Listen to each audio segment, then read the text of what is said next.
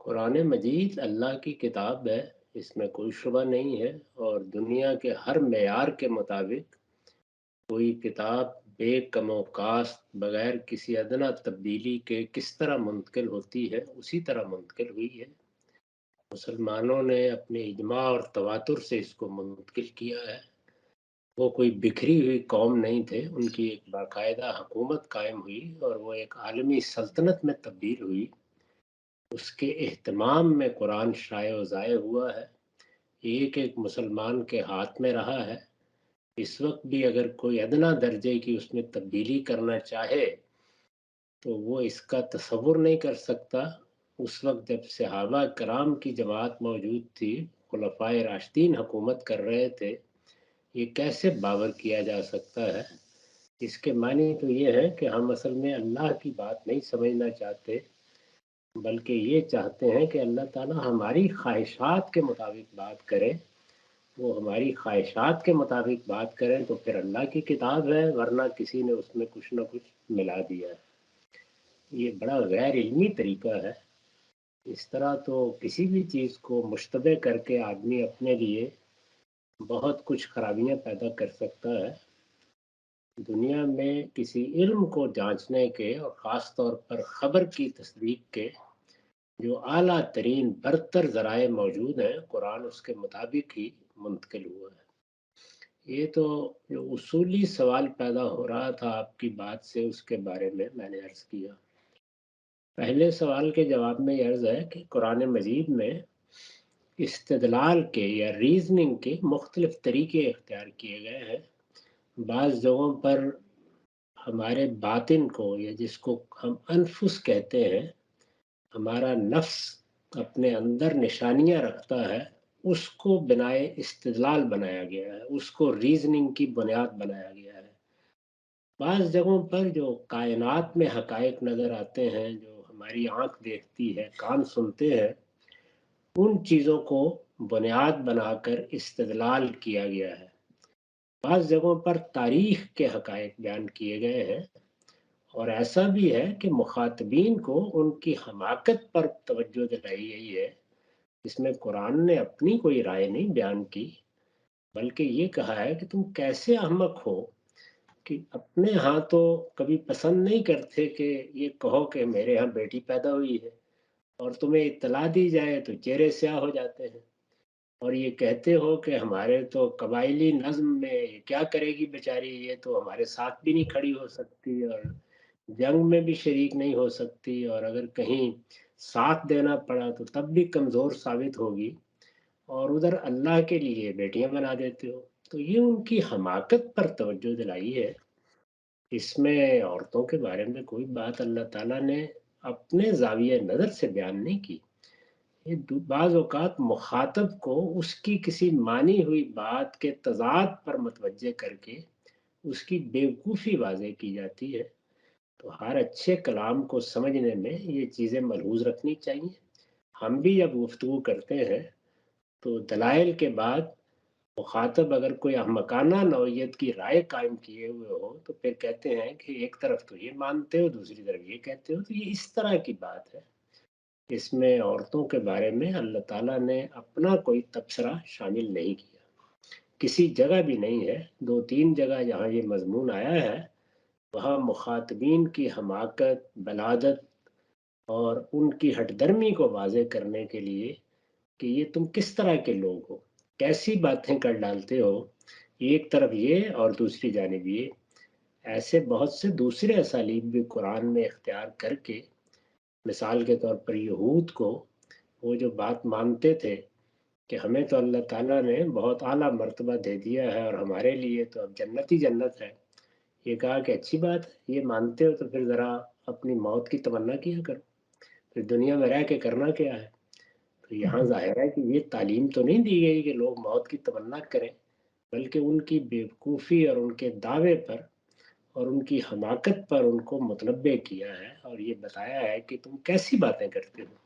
تو کسی مخاطب کا تضاد واضح کرنے کے لیے، اس کی کنٹرڈکشن واضح کرنے کے لیے یہ طریقے اختیار کیے جاتے ہیں۔ دوسرے سوال کے جواب میں یہ عرض ہے کہ عورتوں اور مردوں کے मामलात में एक तो कुछ खिलकी फ़र्क है, वो बिल्कुल वाज़ेह है।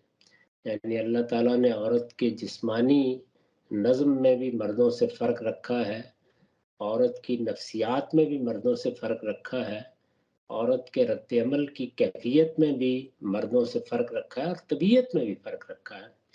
ये फ़र्क मौजूद है, लेकिन ज़हानत में फ़र्क है, ऐसी कोई बात ना कुरान मजीद में है, ना किसी और जगह कही गई है। ये फ़र्क तो ऐसे वाज़ेह हैं कि इन पर कोई इस्तदलाल करने की भी ज़रूरत नहीं है। इतनी चीज़ें हम रोज़मर्रा ज़िंदगी में देखते हैं और ये फ़र्क क्या सिर्फ़ औरतों और मर्दों में है, ये मर्दों और मर्दों में भी होते हैं।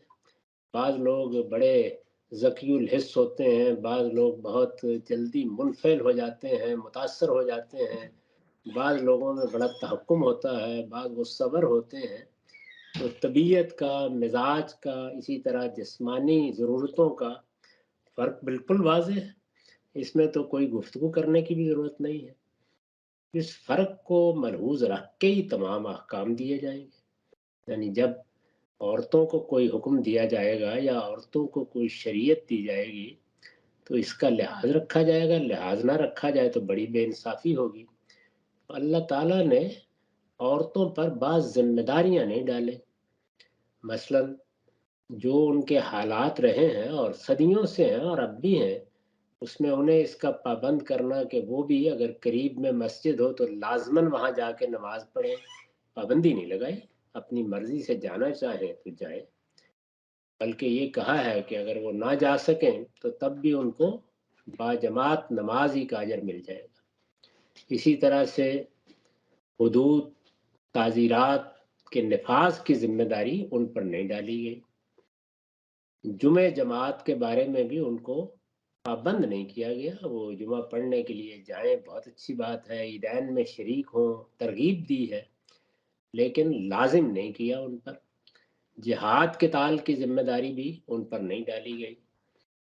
वो अपने तौर पर शरीक होना चाहें, कोई खिदमत अंजाम देना चाहें, लेकिन अल्लाह ताला ने उनको इसका पाबंद नहीं किया। तो ये उनकी नज़ाकत, लताफ़त, उनकी जो कुछ भी तबीयत है, उसका लिहाज़ करके उनके साथ अल्लाह ने बड़े करम और बड़ी शफ़क़त का मामला किया है और ये बताया है कि इसमें वो पाबंद नहीं है, अपनी मर्ज़ी और खुशी के साथ कोई खिदमत अंजाम देना चाहें, 5 वक़्त की नमाज़ मस्जिद में जाके पढ़ना चाहें, कोई बाहर की ज़िम्मेदारी लेना चाहे, जो चीज़ चाहे करें, लेकिन दीनी लिहाज़ से तो फिर पाबंद हो जाता है ना आदमी।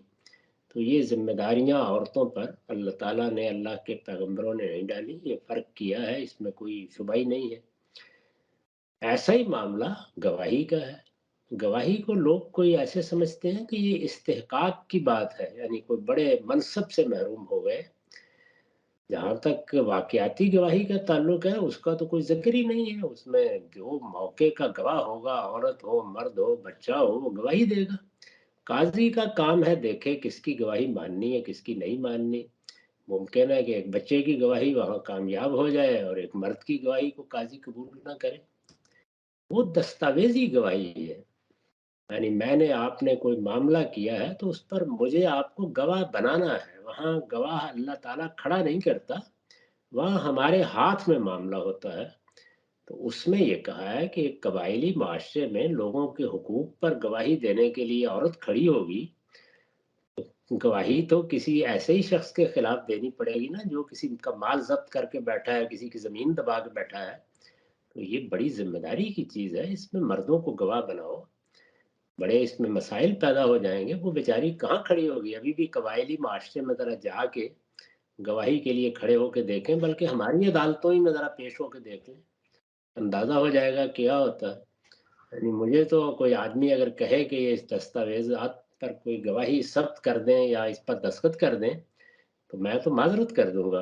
क्योंकि हमारे यहाँ जिस तरह से जाके अदालतों में जरा का सामना करना पड़ता है, एक मर्तबा के तजुर्बे से मैं गुज़रा हूँ, तो मैं तो इससे इस्तिग़फ़ार ही पढ़ूँगा। अल्लाह ताला ने वहाँ भी ज़िम्मेदारी नहीं डाली और ये कहा है कि अगर किसी वजह से कोई मर्द मुयस्सर ना हो और 2 औरतों को, एक औरत को गवाह बनाना पड़े, तो उसके सहारे के लिए साथ एक और औरत को गवाह बना लो ताकि वो मर्दों के पंचायत में या मर्दों की अदालत में खड़े होकर घबरा ना जाए।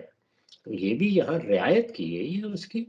और ये सद्दे ज़रिया का हुक्म है, यानी एक एहतियात का मशवरा दिया गया है, कोई फ़र्ज़ नहीं किया गया, कोई वाजिब नहीं किया गया। आज औरतें पढ़ लिख गई हैं, वकील बन गई हैं, अब वो बहुत से मामलात करती हैं, मर्दों से भी मामला करती हैं, रियासत और सोसाइटी बदल गई है, एक हिफाजत का माहौल है। अब उस तरीके से बेरहम अदालतों में खौफ की फ़िज़ा नहीं होती, अब भी होती है बहुत सी जगहों पर, लेकिन ज़्यादातर नहीं होती। उसमें कोई पाबंदी नहीं है, आपका इत्मीनान है तो आप औरत को गवाह बनाएँ, आप मर्द को बनाएँ, कोई इसमें मसला नहीं है। दीन के तमाम अहकाम उस सबब पर मबनी होते हैं, जो किसी वक़्त पेश आ जाता है। तो उस वक़्त की सूरत-ए-हाल में औरतों का यही मामला था। आज अगर तालीम ने या हालात में तब्दीली कर दी है और उस तरह का खदशा बाकी नहीं रहा, वो तो हमारी मोहब्बत पे अल्लाह ताला ने कहा कि तुम्हारा माल ना ज़ाया हो जाए, एहतियात करो। तो एहतियात की एक हिदायत है, इससे ज़्यादा कुछ नहीं। इससे आगे जो कुछ आपने फरमाया है, तो उसमें एक उसूली बात समझ लें, और वो ये कि इस्लाम में नज़्म नाकाबिले शिकस्त चीज़ है। घर के नज़्म में जब आपने एक घर का सरबराह बना लिया, तो अब फैसला कुन हैसियत उसको दे दी जाएगी।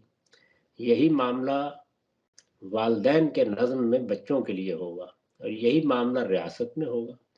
तो अगर कोई औरत, कोई बच्चा, ख़ाह वो मर्द है या कोई और है, या कोई शहरी सरकशी इख्तियार करता है, तो वो काबिल सज़ा हो जाता है।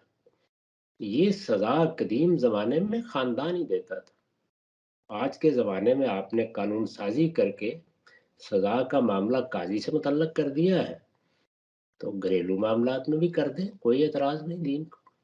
लेकिन जिस वक़्त एक बच्चा बाप के मुकाबले में सरकशी इख्तियार कर ले, तो वो काबिल सज़ा हो जाता है। उसमें मर्द-औरत की कोई तफ़रीक नहीं है।